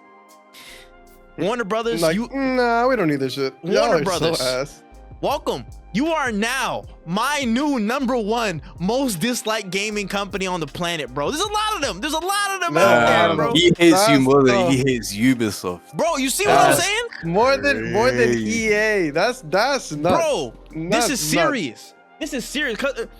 Dog, I almost got a hair bone on this bitch. Listen, and the power rankings, pound for pound, WB is #1. I've never seen a company with such a very strong penchant for stupid fucking executive decisions on a consistent basis. How many times you forced Suicide Squad into making something it wasn't supposed to be? How many times you forced so many games into being something it wasn't supposed to be? You know what I'm saying? You get one hit with a solid team. You know what I'm saying? In what's it called? Hogwarts Legacy, and then you split Quidditch off of it. You split Quidditch off of it, trying to make it to its own thing. I swear it launched like December last year, and people barely talked about that shit. But whatever. You keep making these decisions to boost up these big, grandiose IPs when you should have been supporting these studios outright because they have good ideas. They're talented teams, but they notice that you're dumb fucks. So most of them probably move studios anyways. Like, oh my gosh, it pisses me off, bro. All it pisses me off, bro. Y'all my new number ones. Like, congratulations, y'all made it. FBI's most wanted list. Y'all are number 1, bro. You guys suck. Oh my goodness, David Zaslav, you suck. You suck. Oh my goodness, bro. I'm baffled, bro. I feel ashamed that James Gunn is connected to y'all people, bro. I'm ashamed that the good work that them DC folks doing over there on that side is somewhat connected to this stuff. He's like, oh, I want to have a connected DCU and do all this stuff, bro. Leave the games alone, bro. James Gunn, leave the games alone. Don't even worry about combining with them, bro. Leave them to die in the sinkhole, bro, because they on the way down, bro. Not even a Batman Beyond could fully save them like this, bro. The amount of stupid decisions. Batman Beyond could be a smash hit single player game, but I bet money if they go against the wishes and it sells well, they'll probably still find a way to shut Rocksteady down. I bet money Rocksteady's on the ropes too because of this shit. Yo, Zaslav, you will pay dearly for this in this life, bro. For the WB, for the Acme movie that you had like buried under the dirt, and for all this shit you do in the WB games, everybody under this umbrella, bro, you will pay dearly, gang. I promise that. I promise that. James Gunn, keep the family away. Yo, man, nah, this nigga, man, I swear, man. Yeah, you know what I'm saying? Meet the Zaslavs. I'm on that ass, bro. New number 1s in the rankings, bro. I swear. And I feel sorry for all those good devs that have been working at these studios, man. Again, some things didn't go y'all way. Multiverse is a prime example. Things didn't go y'all way. Y'all, again, took a whole year out and then things got worse. But like, damn, bro. Not even a lifeline from your own parent companies, bro. Zaslav's like, yo, just cut it. Brain dead, money hungry, blood sucking, dicks. Simple as that, bro. Simple as that. David Zaslav, fuck off, bro. The sooner you leave the whole proximity of the gaming industry, like the clouds will open up, the skies will shine again. I promise you, bro. You suck. You suck. All right, go ahead. Yeah, it's your turn. I don't really got much to say after that. You got it, gang. Yeah. Oh my gosh, bro. I'm sorry. Yo, it be pissing me off, bro. Like, layoffs are not even supposed to be part and parcel of the game, bro. Protect your devs, protect your team who make you money, protect your fucking team. You know what I mean? But I've never seen such a quick to cost cut set of cunts in my life, bro. It's crazy. Makes no sense. And they're gonna sit there and say, oh yeah, you guys wanted more Hogwarts Legacy, right? No, nigga, we wanted the Nemesis system open to everybody. No. Like, I was not sitting there like I need more Hogwarts Legacy. I was not one of those people. I can tell you that for a fact. Leave that shit over there, bro. Some people gonna like it, cool. So that's great. You are sitting on one of the possibly the greatest innovations that could help so many facets of of gaming in general, bro. I was listening to some of it on GI podcast as well. Shout out Game Illuminati on them, man, stuff like that. But it was like, yo, what if Ghost Tsushima had a Nemesis system? What if that game had a Nemesis system? What if like XY game? And I'm thinking like it just started firing off my brain, bro. The space would have been crazy if you licensed at least half of this off. But no, you want to hoard IPs, you want to hoard property, and you want to like commit such malpractice in your studios and what you do that you've reduced so many good areas and good teams to rubble within seconds. Ooh, David Zaslav, eat a dick. All right, cool. I'm done. Y'all got it.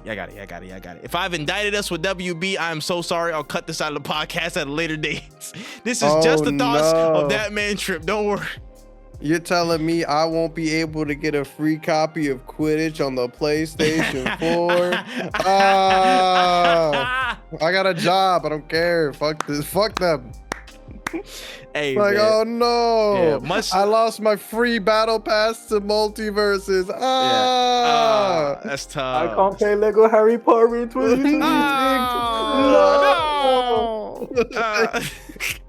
Unless they come out with a crazy Paper Mario Steven Universe-esque game, then I'll be sick. But regardless, I can buy the shit. Fuck them guys, they suck. That's fair. I was saying much love to the devs, the PR people trying to make games better. You know what I'm saying, for the entire industry and stuff like that. Shout out to all the people there. Your boss just sucks ass. That's all I got to say. That's really it though. But yeah, we can slide on here. Let me shut the fuck up for a little bit and give y'all some moments to speak.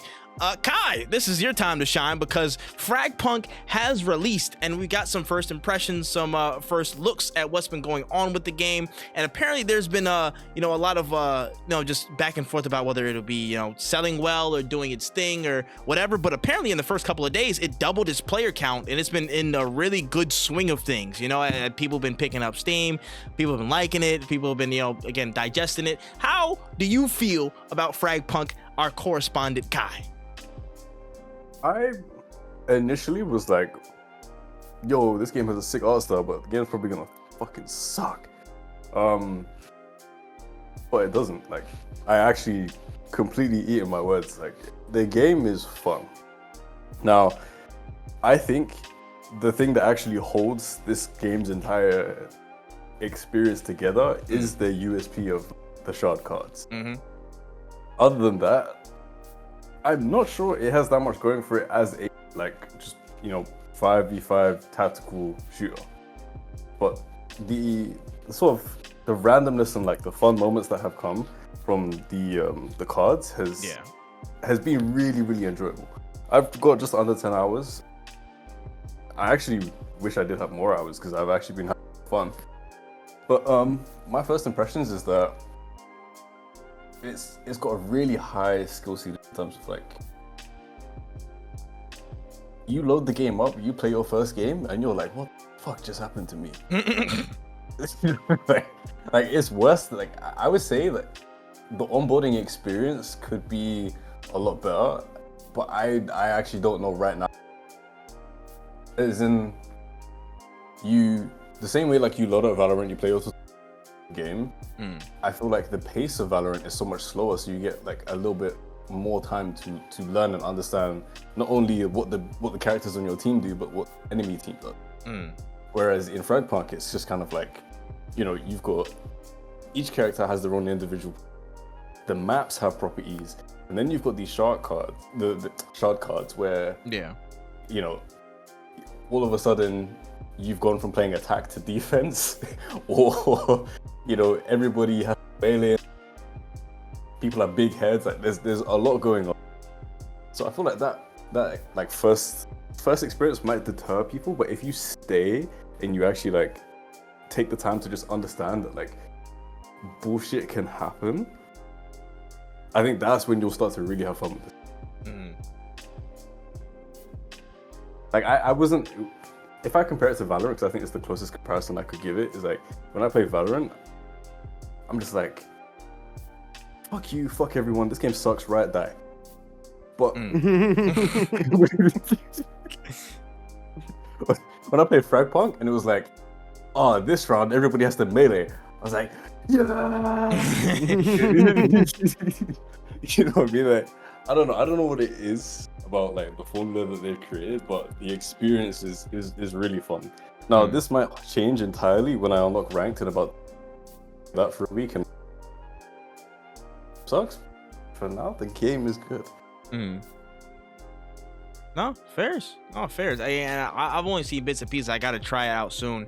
But I think there was correct me if I'm wrong, there was a shard card where like you have to like, I don't know if it boosted your movement speed or whatever. It was something that was related to you like yelling in the mic in the chat, like voice, whatever. Like you had to like speak very loudly into the mic to keep something going on, keep some power up alive for a certain amount of time. And I'm like, that's objectively hilarious. That's hilarious. I ain't gonna lie. Like it's bordering between, again, the tactical shooter and like a meme game, but I think that's a really good appeal. I think that's a really solid USP where, again, I feel like most people are so fixated on being, super tactical, in-depth, the best of the best in a certain category, you know what I'm saying? Like, oh, diamond, plat, blah, blah, blah, ranking, da-da-da-da-da. Where this, again, takes a little bit more whimsy and adds it into the formula, which I think it's an underserved portion of it. mechanically you can like really shine in this game. Like you can in all FPSs. It's like one of the main expressions. Yeah. But what I would say is like about this game is that you can really win by just being smarter. Like I have a feeling that like it's gonna feel like going into a fucking, because some of the strategies that you could do like is infinite almost. Like there is so many different cards and there's like a number of combinations. Yeah. And that's what's fun. It's like you have your own mastery over your team depending on like how many people you decide to queue with. But outside of that, it's like you really just have to adapt every single game to completely random factors.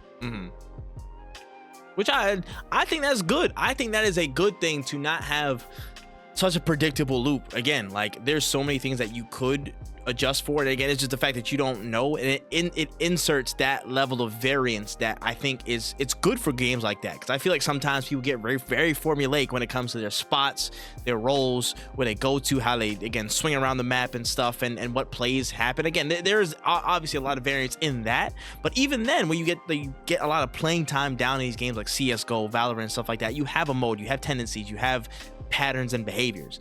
But the more you can spice those things up and add differences into that, I think that adds to the gameplay variety and in turn extends the shelf life of the experience of it itself. So I think that's fun, and I can't wait to try it personally. But from all the chart cards and stuff that I've seen, I'm just like, that is the amount of whimsy I want to get out of like a game like that now. That's the amount of fun I want to extract out of a game like that, for in my personal preference. Like I don't want to go into all these games lately being like the FPS demon, you know what I'm saying? That's not me right now. That's not me. I'm not an aim labs every day to be a god and stuff like that, you know what I'm saying? I just want to have fun shit, and that brings me there faster. The FPS side of gaming like tries to do to like every game, it kind of like tries to throw it into the conversation of like, oh, is this the next Overwatch? Is this the next Apex? Is this the next Fortnite? Like but this game kind of like took all of those conversations and just kind of like said, yo, nip it in the bud. Like, yeah, we're trying to have fun over here. I like that. I'm looking forward to see what they do with it. 100, man, 100. I like that, and again, I can't wait to try and give you know what I'm saying, some of my additional takes on it. But yeah, from so far, the numbers is adding up. People are liking what they're seeing, and I'm liking what the reception has been in terms of, again, people taking to it, and again, just that level of fun. I think it's fun. It's just like people respect it for what it is, and I think that's the best thing you can hope for releasing an FPS game. 100 nowadays. 100%. And obviously, it's backed by NetEase, so it's outside of like your core mechanics. I mean, it's just.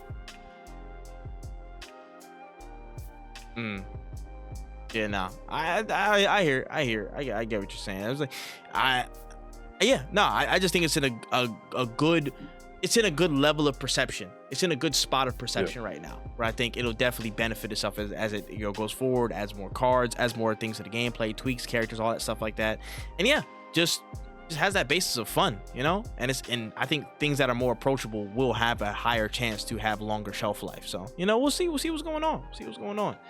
But all right, we can slide on here and we can talk about Bioware, EA.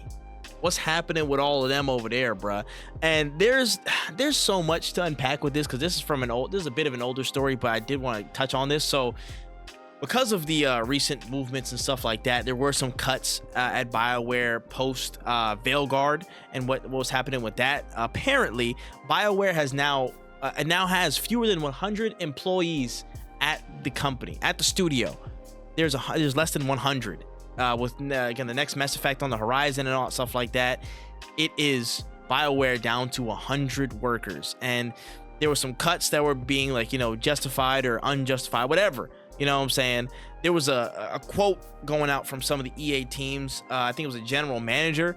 I'm trying to find it somewhere. Hold on one second. Well, basically the quote was saying that EA doesn't require full support from the full studio. Bioware doesn't require support from the full studio. Some people got moved to other roles and other teams and blah, blah, blah. They said Bioware was going to be kept small. Now, in my mind, there's a lot of things that have been swirling in terms of the perception of what Bioware was, potential blaming of Veilguard for some downturn in their performance and sales and where that might have led. I don't think EA necessarily is in the full right about this. But how do y'all feel? How do y'all feel about what was going on in the house? How Bioware is now? I hate EA. That's really my biggest takeaway from this. I don't really like that. I don't really like cut down to 100 workers. I don't. And who is BioWare the one saying this, that they're happy about this? No. It was EA representatives. Like they had their whole restructure, and then they just got like a whole what's it called? They did like a role reimagining. I think there was a blog post from the BioWare general manager Gary McKay, but then I think EA was like, what's it called?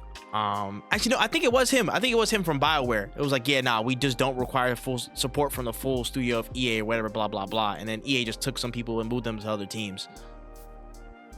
Yeah, I don't like that. I don't like that at all.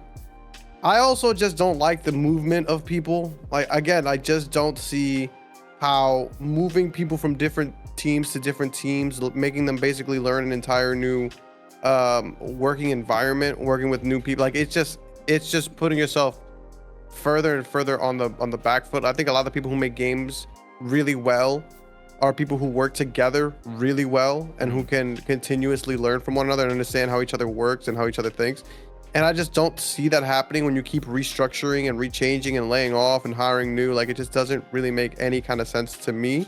And I think this is just another bad move that's going to end up making another BioWare that game that comes out feel worse than the old games. And then it's going to keep driving this dumbass conversation of like, DEI is the problem. Like, no, it's these dumbass moves. Like, I'm sorry, but if you were to move me from the job that I'm at today and put me in a new position, and every 6 months or so, I feel like I'm switching locations and people and managers and expectations. Yeah, I'm not going to be able to really grow in my role either. Yeah, no, I hear it. Especially in a collaborative effort, because that's the thing that people forget. It's not like, oh, you're good at doing math, so just like, if I put you anywhere, you should be able to like fire off and do your role correctly. Like, no matter what, if you change my manager, I'm going to change how I work, because I have to acclimate to them. I have to meet their expectations or do things the way they want to do it. So things are going to get slowed down regardless. And this is the problem that we have. Yeah, no, I hear it, bro. I hear it. Kai, before I say what I need to say, you have any thoughts about this? Yeah, I think it always sucks to hear that like studios just getting cut down and people just getting chucked around left, right, and center. Like, they aren't, the entire reason why these companies are, today billion-dollar profitable companies. But I think there are like, I would hope that some of the positives that come from this is like, now that they are a smaller team and they are more intimate, there are going to be some people that now get the chance to shine, in areas that they wouldn't have before with like such big studio size. And just depending on how close and tight knit this new team is, and if they're passionate about what they're making, then they're going to do it really fucking well, because it's a smaller team. And I hope that's what we see. Yeah, this is what I'm banking on. Now, let me say this from the outset. EA is number 2 in my rankings of the FBI Most Wanted list for several good reasons. I didn't even have Battlefield Labs and all that stuff that was going on about EA and stuff this week, because we saw a lot of footage about that. We can touch on it at the end if we need to, but I didn't want to put that in there, because I'm like, that might be enough fuel to, bring y'all down. But y'all number 2. I think there was, again, way back when, after the whole arc of Veilguard, I think there was some very interesting comments about EA, BioWare on EA, and Andrew Wilson kind of saying, hey, the times have really changed and blah, blah, blah. And, I guess, listen, I'm sugarcoating it. I feel like in a way, Veilguard, again, did get blamed in part for some of the sales dip and for what it was. And I'm like, bro, the circumstances that they had to deal with for BioWare, losing people, having to change the game, gutting multiplayer elements because that wasn't the way to go with the game, and actually trying to get it into a suitable state, how much BioWare had to endure was very, very, very strenuous. It was a long road, and I'm happy that they got what they got out. You know what I'm saying? But it puts they're in a position now where I'm like, they have to kind of thread the needle with as compact of a team as possible. And I just don't want EA to shave them away too much and shave down the numbers so much so that they can't get the things done that they need in a timely manner and with the most level of synergy available and resources available, more importantly, with those numbers. But I think if there's a team out there that, if they can execute what they need to at the right stage with the right team, I think BioWare is one of those teams. From my understanding, for what I'm like trying to read up on and stuff like that, and understand like, how much nous is in like the numbers and how much experience is with like some of the veterans that are back on the team. Again, Michael Gamble's back, and a lot of other veterans are back. My silver lining in this is what you said, Kai. I think that the closeness, the compactness of the team can probably produce a lot of efficient work that when hopefully it's time to bring in more people and mass scale and increase their output in terms of the environments they're building and what they're trying to do, keeping that there, I think that this could work despite the stuff that has been happening with the layoffs and shaving off the team. It sucks, and I want them to be as supported as possible. But my silver lining in this is that I think BioWare has learned to be very nimble and be very adaptable when it comes to these things, and they have still put out good product despite elements, even their own parent company, kind of going against them in certain decisions. Listen, EA, they do what they do, and they're number 2 on my list for a reason. But hopefully that won't be the ultimate deterrent in BioWare's quest to really take their time and build a world that is worthy of being a next iteration in Mass Effect. I feel like from the jumps that we're getting and how far this project has been, teased and touted and stuff like that, they need to be careful. This experience has to be tight knit. It has to be interwoven. It doesn't have to be this grandiose, super open world thing. It doesn't have to. It can tap back into, bro. Again, correct me if I'm wrong. When was Mass Effect 1 that big? Was Mass Effect 1 ever that big? No, fuck no. Bro, it was not that big. Not when it released. 2 is when it really took off. And even then, I feel like they were different. There were many worlds and systems, of course, and explorable planets and blah blah blah. But they only had, like, again, they had a pretty focused amount of scope when you got on these planets, when you got to these certain locations on it. It wasn't like a Starfield where it was all procedurally generated and stuff like that.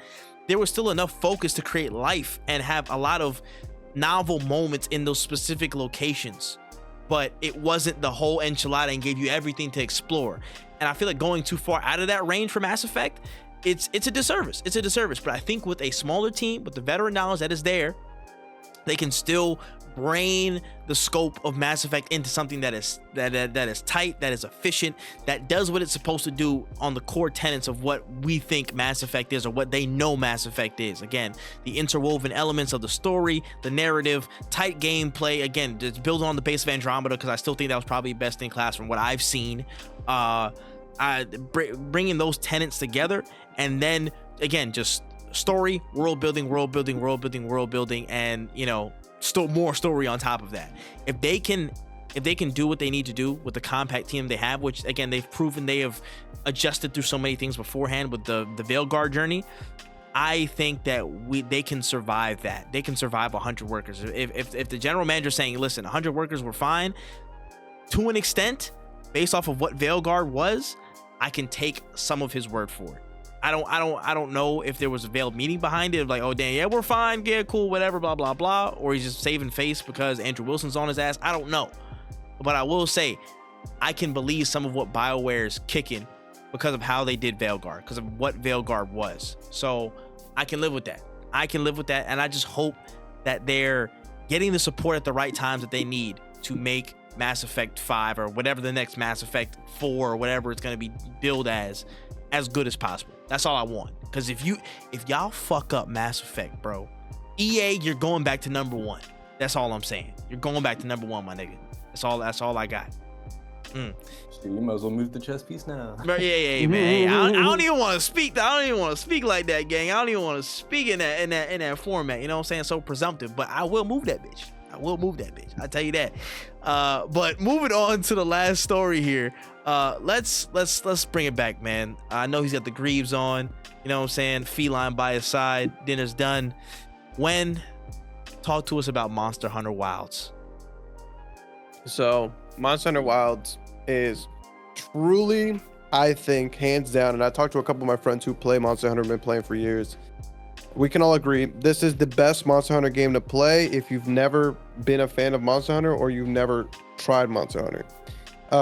The combat has been made. I think one of the biggest complaints was people were like, I just don't like the gameplay because it's very clunky.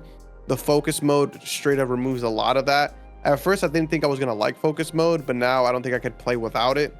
The weapons, obviously, all a whole bunch of fun. The wound system is a great deal of fun.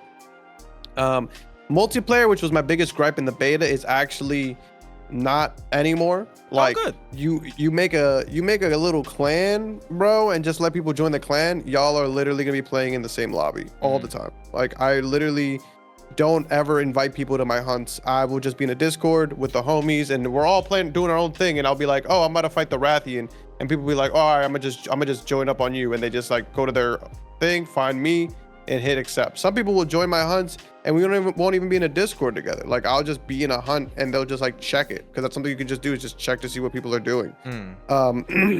All in all, this game is phenomenal. I've rolled the credits for it, but if you play Monster Hunter, you know that doesn't really mean shit.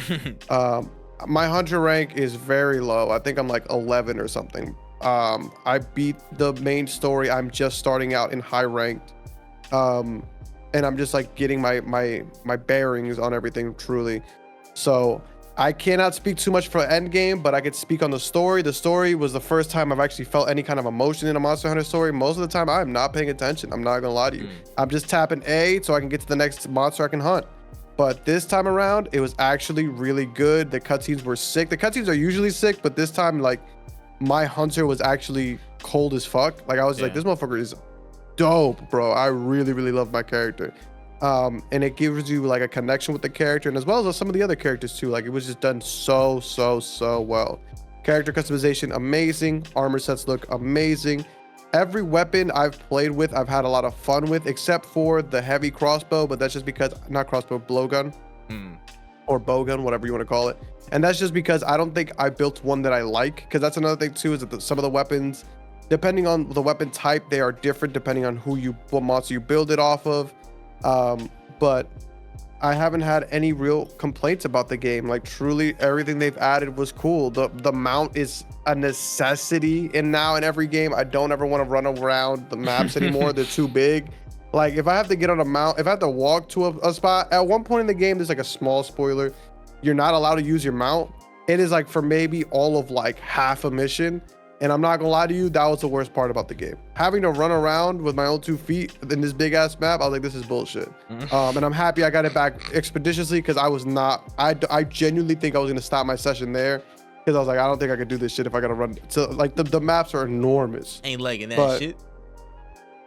If you want the actual negatives, I can give them to you.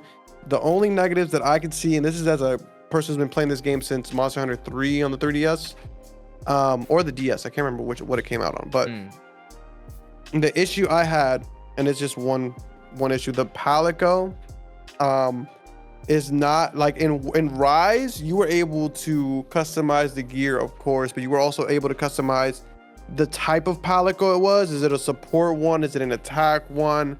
That kind of items that you let it use, like the equipment, and I just don't see that. Again, maybe in deeper and high rank that will be a thing, or in an update, because that's another thing too, is this game keeps updating itself. I think Worlds was getting updates after Rise had already been out for like a year. That's how much they add to these games. So I'm not pressed about this, but that's my only concern with this game, is that back in Rise, your mount and your Palico you could customize a lot. Like, my mount was the dog, and the dog you could give like weapons to, and you can like give him a healing scroll or other items, or you can like customize which one you recruit. And same thing with my Palico. But in this one, it's very much more regular. But I think it's also done for a purpose because as a new player, if you gave them that much shit, they're gonna be confused. Yeah. So if they introduce it later, I'll be super, super satisfied. If not, it's not the end of the world again, because this game, I think, is made mostly for new players, and I think it was made perfectly for new players. Okay. No, fairs, man. Good to know. Good to know, man. At some point I will be joining into the bandwagon. I will be hopping in. You know what I'm saying? I'll give myself a little bit of time to double dutch it. But from what I've seen you play, on stream and what you've been talking about and stuff in your Discord, it looks like a really smooth experience that is just like fun. I even seen shout out Grizz, man. I saw Grizz streaming this shit. I'm like, damn, he really it's really capturing people again. Like I was doing record numbers. I think this is Capcom's like one of their highest selling games. It's definitely the highest selling Monster Hunter. I think it was one of their highest selling games, if not their highest selling or highest charting game on Steam and a whole bunch of other platforms. Just doing numbers, bro, as we said it would. I think, at least from what I'm seeing, people are giving the reception that this is probably a game of the year contender out the gate. Yeah, no, this game is bananas. I think it's one of the best games that came out this year. Like the fact that I'm getting Monster Hunter, Death Stranding 2, and GTA 6 all in 1 year is, like, to me, crazy. I only really need to buy 3 games this year, and I'll feel like I'll have so much content to go to play through. Yeah. And there's so much more that's coming out this year. Like, it's just an amazing year for gaming. If you have not bought Monster Hunters and you're thinking to yourself, like, I'm kind of interested, but I'm not, this is the one to play. Don't listen to people who say buy Worlds first. Don't play Rise. If you want to play a Monster Hunter game, you can play those. But when I tell you that the focus system changes the game, it's not even funny. Because you're going to play Rise, you're going to play Worlds, you're going to be like, damn, I keep missing, and the monster keeps dodging my attacks. Like, that skill that I used to have in Monster Hunter Rise, where I literally would like align on my body because I know they're going to dodge in this direction, or I know how they're going to move, so I anticipate it. No longer a thing. You just hold down left trigger and you just look at the monster and just you just track them and you're going to hit. Like, it's not even, it's a completely different game. Okay. No, I like the approachability shifts, because again, I know me, I'm like, I get the hang of it. I learned it, but I know it's going to be a bitch just to get used to. So I like that on ramp for people. You know what I mean? Oh, fairs, man. A lot of good signs, man. Thank you for the report. You know what I'm saying? When Bowgun, man. We appreciate you, man. Listen, it's serious. But listen, that's all I got for the notes. That's pretty much anything I got on the list here. Anything that we missed? Anything that is out of the ordinary or out of the pocket that we did not get to? No. Yes, no. Yes, no. I was gonna say no. All right, cool. Not that I can think of. I don't know why I was waiting on you. I was answer like, your own question. The only thing I was gonna say was the Battlefield Lab stuff. Everything was getting leaked, like literally out the gate, which we should have expected. And I'm not gonna say how it looks, but you know what they need to leak? My fucking $90, boy. That $90. Leak it back to this account, brother. Hey, man, I'm not saying words about nothing until I get my solid, you know what I'm saying, trailer and a release date on Battlefield. I'm not saying I need nothing. more than that. I'm not buying that shit. I'm giving myself 2 weeks. I don't give a fuck if that shit is game of the year. 2 weeks is when I'll buy that shit. After 2 weeks, I'll tap in. We'll see if the servers can bear the weight, bruh. They're about to say, I feel like them servers got like old man ACLs, bruh. That and all the different like glitches and lagging. Crazy ligaments, bro. Cannot stand for more than a week. Battlefield with 24 tick servers. Bro, listen. How much is the flight, bro? How much is the flight? How much is the flight, bro? I got no clues. No clues, bro. I don't know, man. But what's it called? Yeah, that's pretty much it. That's the only thing I had off the top of my head that we did not mention. So if that being said, man, listen, we can wrap this hoe up, man. Let's roll up out of here. Episode 112, damn, of No Cooldown Podcast. Give us your closing notes, Kai. Be nice to devs online, and you couldn't make a game if you wanted to because you suck. Don DeMarco, shit like that. Yeah, 100, man. I agree, brother. And when? Give us your closing notes for this episode, man. Drink some water. Go and talk to 5 real people for this week. That's your homework. And if you spend more time inside than you do outside, I don't think you need to speak on things. I think you need to work on living a life. Honey, that's real right there, man. That's real. My closing notes, as always, make sure you go rate the podcast 5 stars, support us everywhere. All the links will be in the description, and wherever you find all of the links, wherever they're at on the channel fronts and all that stuff like that. No Cooldown or No Cooldown podcast on all these platforms, and ban David Zaslav. All right, cool. That's episode 112 of No Cooldown podcast, and we are out of there. Peace.